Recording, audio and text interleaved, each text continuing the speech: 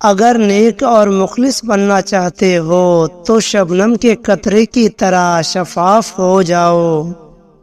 اللہ پر ہمیشہ بھروسہ رکھو، کیونکہ اللہ وہ نہیں دیتا جو آپ کو اچھا لگتا ہے، بلکہ وہ دیتا ہے جو آپ کے لیے اچھا ہوتا ہے۔ اچھا انسان وہ ہے جو کسی کا دیا ہوا دکھ تو بھلا دے، مگر کسی کی دی ہوئی محبت کبھی نہ بھلائے۔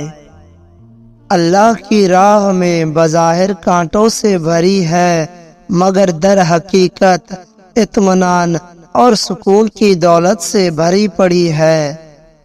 برداشت کوئلے کی طرح ہے، گرم ہوگا تو جلائے گا، ٹھنڈا ہوگا تو ہاتھ کالے کرے گا۔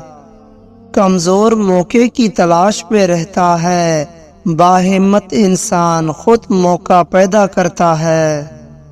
خامیوں کا احساس کامیابی کی کنجی ہے۔ جنگ کا مقصد اپنے ملک کے لیے مرنا نہیں، بلکہ دوسرے کمینے کو اپنے لیے مارنا ہے۔ زندگی اس طرح بسر کرو کہ دیکھنے والے تمہارے درد پر افسوس کرنے کے بجائے تمہارے صبر پر رشک کریں۔ جب آپ عروج پر ہوتے ہیں تو آپ کے دوستوں کو پتہ چلتا ہے کہ آپ کون ہیں، اور جب آپ زوال پر ہوتے ہیں تو آپ کو پتہ چلتا ہے کہ آپ کے دوست کون ہیں۔ نمبر 1، جب آپ محسوس کریں کہ کوئی آپ کے الفاظ سے آپ کے احساس کو نہیں سمجھ سکتا تو اس وقت خاموش رہیں۔ نمبر 2، جب آپ نہیں جانتے کہ کیا کہنا ہے، آپ کو اپنے خیالات اور مخصوص پہلوؤں کے بارے میں علم پر شک ہو تو اس وقت بھی خاموش رہیں۔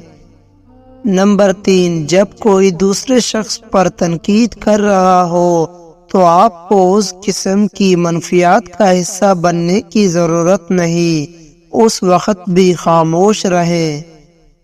نمبر 4، جب کوئی غصے اور نفرت میں چیختا اور بڑبڑاتا ہے تو آپ کے خاموش رہنے سے اس شخص کو آرام دیتا ہے۔